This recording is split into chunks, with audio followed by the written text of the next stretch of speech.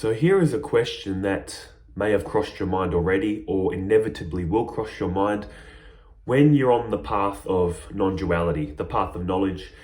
It is, when do I know I'm enlightened? When do I know this is all fallen into place? It's all clicked.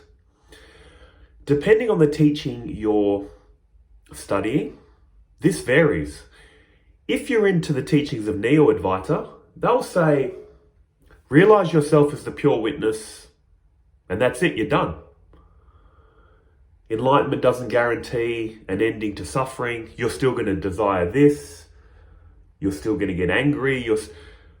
Basically, things I've heard is, just realize yourself as the pure witness and you're done.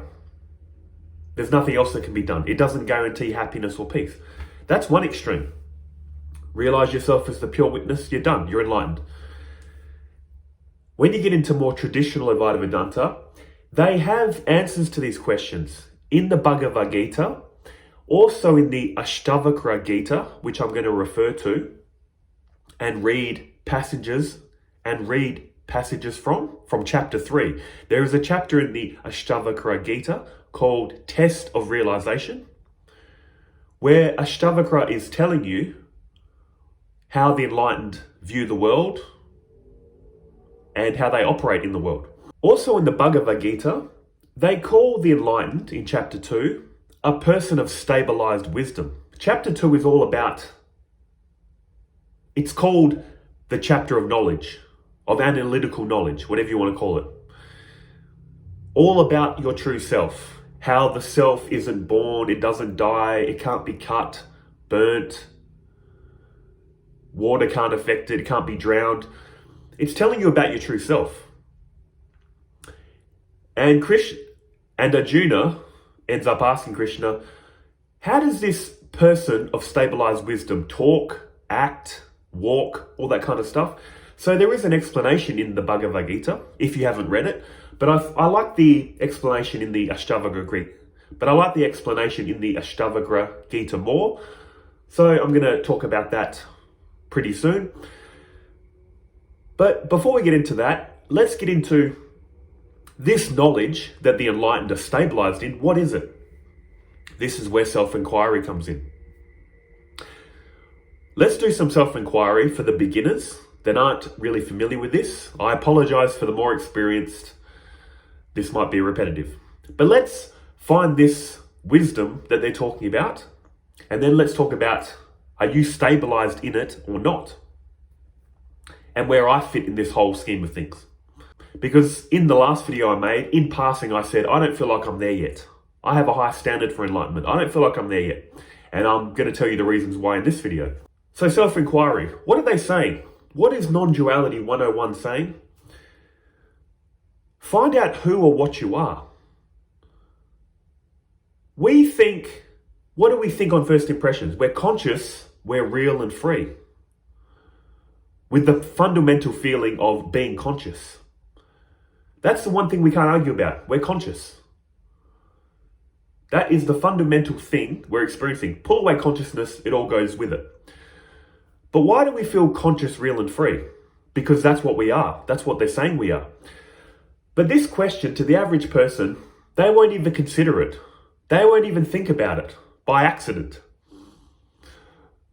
I say by accident, sorry, because I just thought of this other line in the Bhagavad Gita. Krishna says, there's certain types of people, this is in a devotional chapter, he says, there's certain types of people that don't even think about God by accident.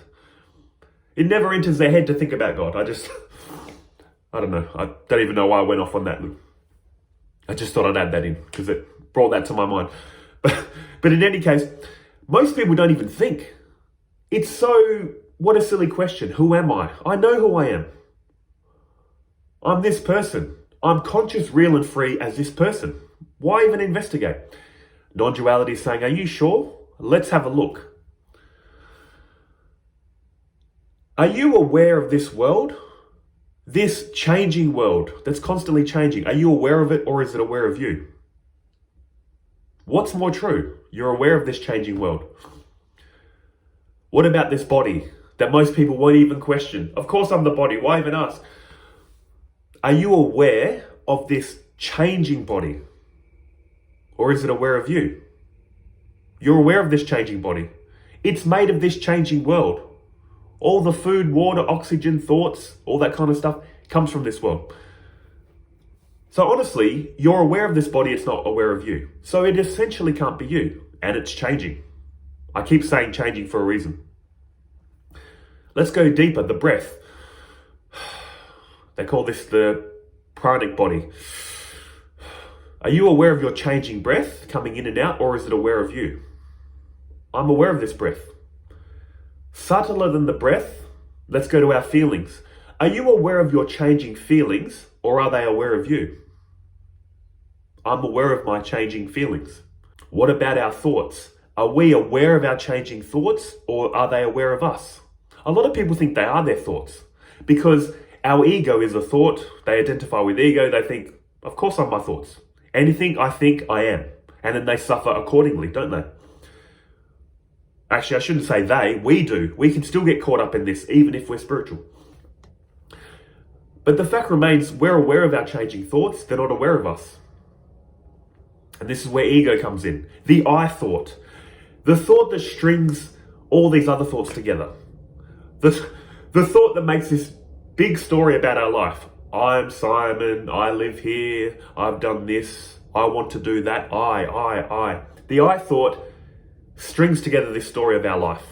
But in this present moment, if you were to delete this story of yourself, what story? What birth, what death, what name? It's all words, it's all a label. All you've ever had, have, and will have is the present moment. Because, spoiler alert, you are the present moment. But in any case, we feel like we're experiencing a story, an ego. We're aware of this changing story, it's not aware of us. And here's the most subtlest. Reflected consciousness. In traditional Advaita Vedanta, they talk about pure consciousness, which you are, and reflected consciousness that belongs to this body. A rough way to look at this is your true self is like pure electricity running through your house. The consciousness belonging to this body, think of it like an appliance, like your kettle, or your toaster, or your microwave. There's separate electricity running through your kettle, toaster, microwave, TV, separate in quotes, only capable of enabling the functions of that appliance. The electricity in the kettle can't turn on the TV, the microwave, the toaster. If you kind of get what I'm driving at there. It's in quotes separate, but it's all coming from the one source. Your true self is pure electricity. The electricity, consciousness of this body is separate, is reflected. If you're new as well, I made a whole playlist, Non-Duality for Beginners, where I discuss reflected consciousness in depth. But in any case, you're aware of this reflected consciousness. It's entangled with the mind, you can say. Most people that talk about consciousness are talking about reflected consciousness. And to prove this, are you aware when you're consciously angry, consciously sad, consciously have understood something, consciously confused, consciously tired, consciously alert? Are you aware of that changing reflected consciousness that most people think is their consciousness? You are. That means it's not you. Now let's just quickly review what wisdom we've discovered about ourselves. We've just scanned our entire objective experience, from the gross to the subtle, inside and out, up and down. You can run rings around this body. You can scan this body top to bottom, inside and out. You can objectify it just like anything else in this world. We're not a changing world, a changing body, a changing breath, changing feelings, changing thoughts, changing ego, changing reflected consciousness. All this is changing and witnessed by who? Us, I. This I that we are can never be known. It is the knower of all those experiences. All that's happened is the ego is an illusion. It claims responsibility for just this section of reality, this slice, but not this. Your essence is the fundamental source of all reality, but your ego is playing a trick on you, which is totally fine. It's supposed to be that way. There's many reasons for that. But the fact remains, once you realize this about yourself, what dawns on you? I am nothing I experience. And I control nothing I experience, my true self. When you identify as the person, seeing through the lens of ego, you say to yourself, yeah, I don't control the world and other people, but I control this. I am this body. Look, I can freely control it. When you realize your true self, it's like going back one step. You feel like you're here and the world's there. This knowledge will flip you back one step and this body kind of gets thrown into this world. You thought I'm this but not this. Now you think I'm not this or this body. It kind of gets thrown into the foreground a bit, if you want to say it like that. You realize your true self performs no action. This person, this egoic self, is under the sway of causation. Everything you think had a prior cause. Everything you feel had a prior cause. This person, like I said, is operating under the laws of causation. It's freely choosing what it wants to do. It's freely deciding, but it's governed by its wants. You only do what you want to do. You're free to choose anything on a menu. You're free to date who you want. You're free to do any hobby you want, free to pursue any job you want. But there's that word, want. You can't control your wants. It's like you can't control who you love. You love people or you don't. You can't be talked into loving them. And as you can see, what I'm talking about is the illusion of free will, which I have a playlist on too.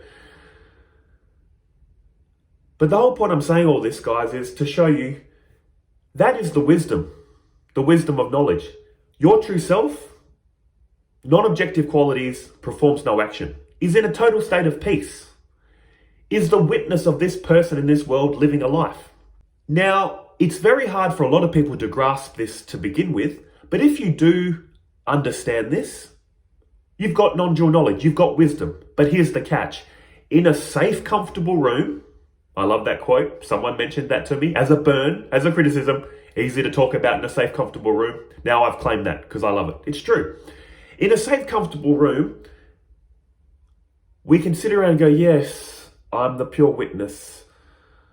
I'm so calm and so peaceful. But as soon as we get this knowledge and we go out into daily life, all that knowledge is forgotten. We're angry at traffic. We're annoyed at that person. We desire this. We avoid that. We want this. The knowledge has been forgotten. We're not stabilized. So I'm just laughing because I just remember my history in this from years ago.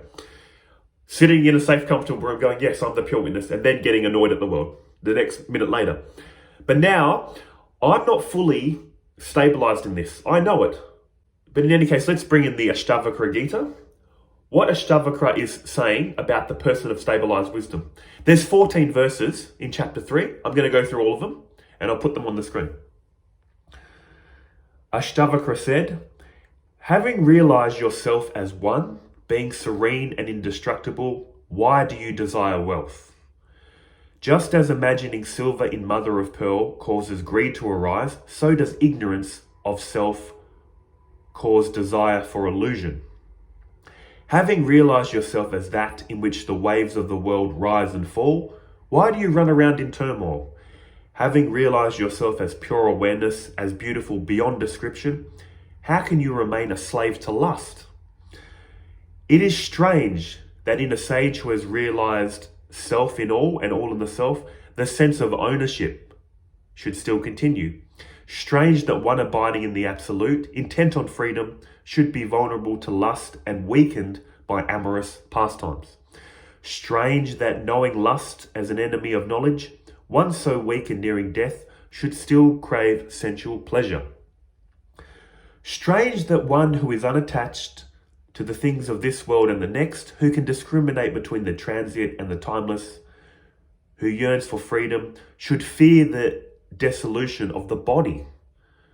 Whether acclaimed or tormented, the serene sage abides in the self. He is neither gratified or angered. A great soul witnesses his body's actions as if they were another's. How can praise or blame disturb him? Realizing the universe is illusion, having lost all curiosity, how can one steady of mind fear death? With whom can we compare the great soul who, content knowing self, remains desireless in disappointment? Why should a person of steady mind who sees the nothingness of objects, prefer one thing over another. He who is unattached, untouched by opposites, free of desire, experiences neither pleasure nor pain as events pass through. What is Ashtavakra saying there? The person of stabilized knowledge, stabilized wisdom, is in a state of equanimity. Swami Vivekananda summed this up beautifully too. The person of stabilized wisdom neither seeks nor avoids. They just take life as it comes. They're not running towards pleasure. They're not trying to avoid pain. This life is going to bring us pleasure and pain. That's just the nature of it, isn't it? I view it like a sushi train. If you've ever been to those Japanese restaurants where you sit at the table and the plates of food go past, some you like, some you don't like, you can pick what you want. I view life like that. Pleasure comes, pain, good people, bad people. Neither seek nor avoid. The person of stabilized wisdom has this knowledge that we discussed in self-inquiry and is non-reactive to the ups and downs of life because they're anchored in that knowledge. Their mind is anchored in that knowledge, so nothing that happens will affect them. All these issues are coming from mind, not the body. And here's a perfect example. Have you tried to sit 2 hours in meditation?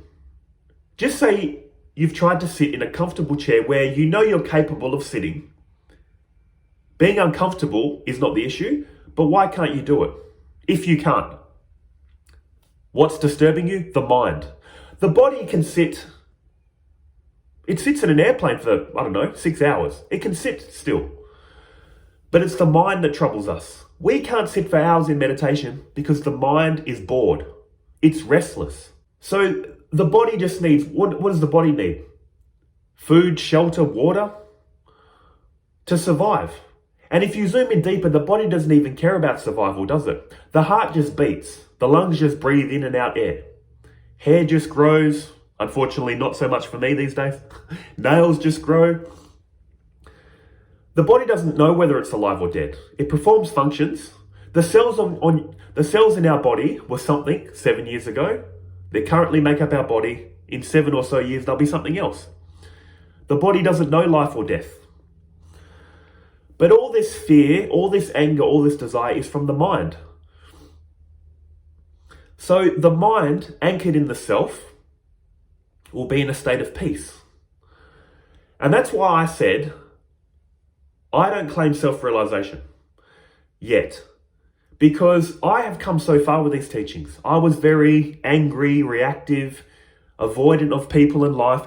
Now I'm very calm, peaceful, not so reactive, but internally, I still have these little waves. My whole goal is to remain wave-free. I'm trying to achieve what they're saying in these books, in the Bhagavad Gita and the Ashtavakra Gita, non-reactive, in a state of peace. And this type of peace doesn't mean a poker face where on the surface you're acting not angry, but inside you're bubbling up. You can appear calm, but internally be angry. But I'm talking about the type of peace where you're just not angry. Have you ever been with someone where they're really angry at someone or something? They're very angry and they say to you, aren't you angry too? And you're like, no, you just don't have any anger. It just doesn't arise. Or people desire to do this or do that. All of us love different things, different hobbies, different activities. You might have a friend or family member that loves doing something, and for you, you're like, why are you into that? That's boring. I have no feeling to do that activity. Again, it's the mind. So my whole goal personally, and what I feel like they're saying in these books, is the one of stabilized wisdom, total peace inside, no attachment. And when you're in that state, you can freely move around this world. You don't have to run off and be a monk. Why? Removing the body from society isn't the problem, it's removing the mind. When the mind is unattached, not preferring this or that, you can freely move around this reality.